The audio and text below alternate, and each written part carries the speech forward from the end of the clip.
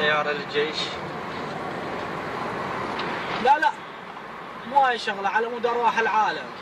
الدولة الإسلامية بالموصل تتجول. هاي السيارة النجدة ماخذيها بيد الدولة الإسلامية. شلون أخويا؟